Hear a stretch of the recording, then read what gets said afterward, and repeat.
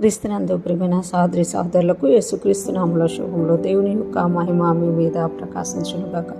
ఈరోజు దేవుడు మనకిచ్చిన మాట 2వ దినవృత్తాంతాల గ్రంథము 18వ అధ్యాయము 25వ వచనము.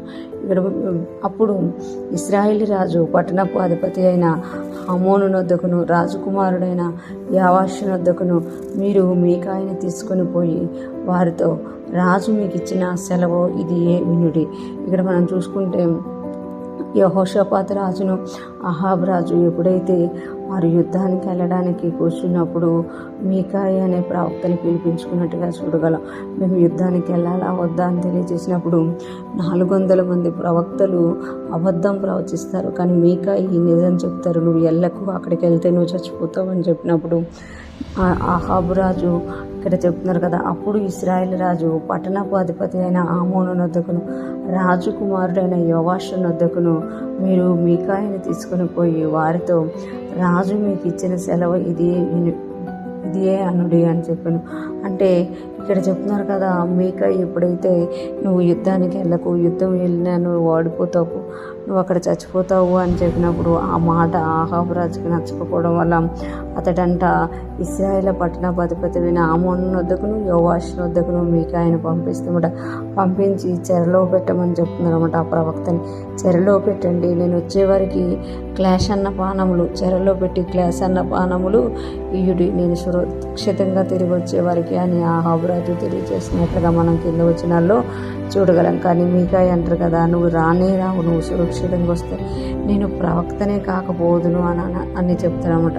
అందుకు ఇక్కడ చూస్తున్నాం కదా, ఒక ప్రవక్తని దేవుడు నియమించినప్పుడు ఆ ప్రవక్తని పిలుచుకున్నప్పుడు ఆ ప్రవక్త చెప్పిన మాట వినడం లేదు రాజు, వినకుండా తనకు నచ్చినట్టుగా చేసుకుంటూ పోతాడు. కానీ కింద వచనాల్లో మనం గమనిస్తే మీకాయ చెప్పినట్టే ఆహాబు రాజు చచ్చిపోతాడు.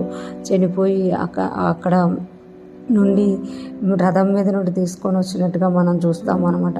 అంటే దేవుడు తన ప్రవక్తలను పిలుచుకున్నది పెట్టింది ఎందుకు అని అంటే మనం సత్యాన్ని గ్రహించడానికి, దేవుని హృదయంలో ఏముందో మన పక్షాన అది తెలియచేయడానికి అని మనము గమనించాలన్నమాట.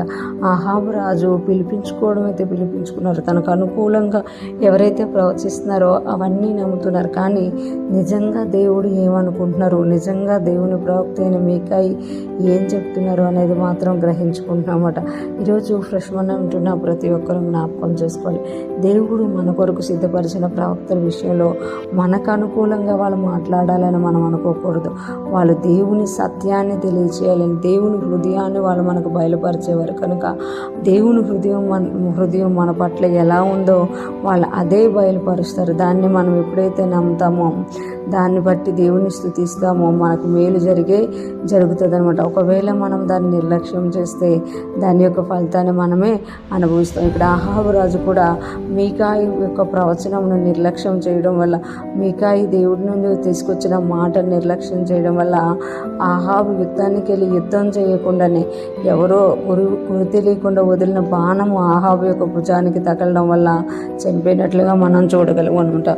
ఈరోజు ఫ్రెష్ మనం వింటున్న ప్రతి ఒక్కరూ కూడా దేవుని నుండి వచ్చిన మాటను దేవుని మాటగా తీసుకొని దానికి లోబడి దాని గురించి మనం ప్రార్థించినప్పుడు మనము ఆశీర్వదింపబడిన వారిగా ఉంటాము. కానీ ప్రవక్తలకు దేవుని యొద్ద నుండి వచ్చిన మాట ప్రవక్త నోటి నుండి విన్నప్పుడు అది నాకు అనుకూలంగా లేదు కాబట్టి నేను దాన్ని తీసుకోను అనుకున్నప్పుడు దానివల్ల జరిగే నష్టాన్ని కూడా మనమే భరించాల్సిన వారిగా ఉంటాము. ఈరోజు ఫ్రెష్ మనం వింటున్న ప్రతి ఒక్కరూ కూడా దేవుని యొక్క సన్నిధిలో ఉంటూ దేవుని మాటను వినేవారంగా, ఆయన మాటను గౌరవిస్తూ ముందుకు సాగిపోయే వరంగా, ఆయన ప్రవక్తలను గౌరవిస్తూ ముందుకు సాగిపోయే వరంగా ఉందాం గాక. దేవుని కృప మనకు తోడుగా ఉండి నడిపించును గాక. ఆమేన్.